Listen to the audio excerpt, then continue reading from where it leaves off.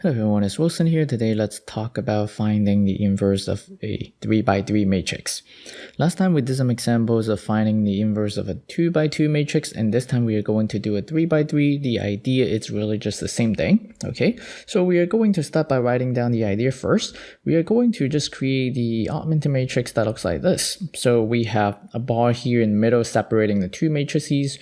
The matrix that we are trying to find the inverse of is being put on the left side, and then the identity matrix of the same size is going to be put on the right side, and then we are going to perform row operations. And in this case, we are performing on both matrices right here. And what happens is that if it's possible to turn the left side into the identity matrix, then whatever that we have on the right side here would be our inverse. And so now we can try to see if it's possible to turn the left side into the identity matrix. So we're going to start now. And we are going to start by setting up this matrix here. So we have 1, -2, 1, and then 0, 3, -2. Just copy those entries right now. Then we have 1, 0, 0, 0, 1, 0, and then 0, 0, 1. So this is the identity matrix, as you can see here. And so now we can perform the row operations. Now, this is already a 1, so we don't really need to do too much for the first row at this point. And so we can actually use this leading 1 to remove this to turn it into 0. So how do we do that? We can do this row operation here. So we multiply the first row by -1 and then add that to row 3 and then change row 3 only. Okay, so even though we are multiplying row 1 by -1, right? But we are not really changing it. So we are still going to just write it down. So just leave it, okay? And then row 2, we still just copy it because we are not doing anything to row 2. So now we multiply this by -1. It becomes -1, right? And then add to 1, so we get 0. So that is the 0 here. Sometimes if you want, you can actually just keep track of the what happens by just writing some notes right here at the top. So to just make things simpler, sometimes you can do something like this. So multiply by -1, so we get -1 and then +2 and then -1 and then -1 and then the other are still 0. So now you are just going to use this row here that we just put at the top as a note for us to do the calculation. So 2 minus 1, we just get 1 here. -1 plus 1 is 0. -1 plus 0 is -1, and then 0, and then there was still a 1 here, so we just get 1. Okay, so now next step is that we want a 1 here. There are several different ways to do this. One way is to multiply this by 1/3, but if we do that, then we introduce fractions really early. The other option is that we can actually see that we can move this one to this 2 entry right here so that we do not need to introduce fractions so early. Sometimes we will still have to deal with fractions. It's not avoidable, but if possible, we try not to introduce the fractions too early. Okay, so we switch the row 2 and row 3. So we are going to do row 2 switch with row 3. That is our next row operation. So we are going to, well, just copy the first row, okay?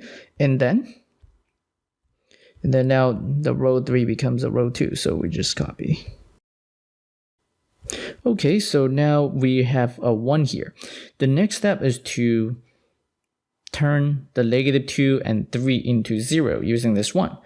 And because we want the identity matrix on the left side, right? So we can do 2 row operations in the same step because they don't get into each other's way, so we can do that. So what we can do is that we can do 2 row 2, okay? So multiply this by 2, and then add to row 1, and then change row 1.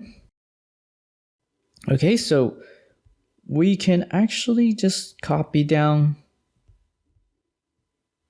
this row 2 here, because we're going to multiply by a constant, but we're not actually changing it, right? So we are going to just leave it there, okay?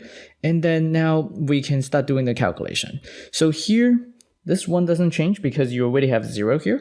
And so we multiply this by 2. 2 minus 2, we get 0.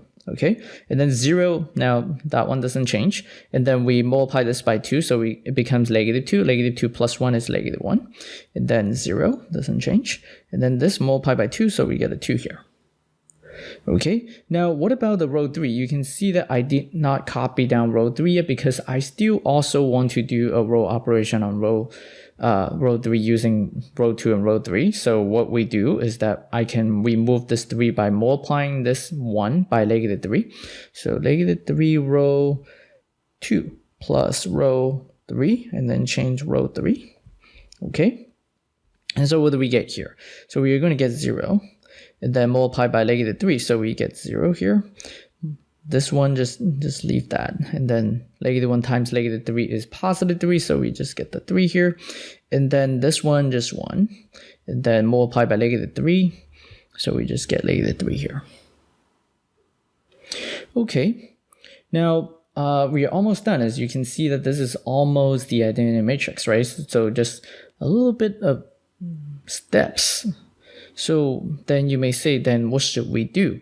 Again, we want to turn this into a 1. And the way to do it is that we can either just multiply by the whole third row by -1/2, and then we can turn it into a 1. Or another way is that to avoid introducing the fraction at this point, we can actually multiply the whole first row by 2 and then use that to do the row operation first. And then after that, then we are going to just multiply this row by 1/2 again. And then so that eventually then we still have fractions, but at least when we do the calculation, we don't need to worry about the fractions. But I would say that it's probably not necessary because at this point we are almost done. So I would rather just go with fractions and it's probably not too bad. So we are going to multiply the row 3 by -1/2. So -1/2 row 3. And then so we get 0, 0, and then 1. And then so 3 times -1/2, so -3/2. And then -1/2. And then +3/2. And then the other stuff, we didn't do anything, right? So it's just copy. Okay, almost done. So one more step right here. Use this one to remove the 1. So we do row 3 plus row 1, and then change row 1, and then we will get the identity matrix. So this row is the one that we are using to multiply by a constant, right? So we copy down this row first. Second row, just don't do anything. So just copy. Okay, this one is 1, 0, 1. Okay, now, no, actually it's gone, right? So we change this into -1, add to that, and then we just get 0 here. Now we just do the last row operation right here. So this one, maybe we can put a note here to keep track. So we can multiply by -1, so 3/2. This one is 1/2. This one is -3/2. Now do the calculation. 3/2 minus 1 is 1.5 minus 1 is half, right? So 0.5. 1/2 plus 0, so just 1/2, so that's easy. And then what about this one? 2 minus 3/2, or -3/2 plus 2. Same thing. So 2 minus 1.5 is 0.5, so we get 1/2 here. Okay, so this is the identity matrix, as you can see. And then what do you have here? This is our inverse. A inverse. And then all we need to do right now is to write down our final answer. So A inverse is equal to, now just put it here. So we get 1/2, 1/2, and then 1/2. And then -1, 0, 1, and then -3/2, -1/2, and then 3/2. And then that's how we find the inverse. Okay, so that's it for this example. We'll do more next time. Thank you for watching. I will see you.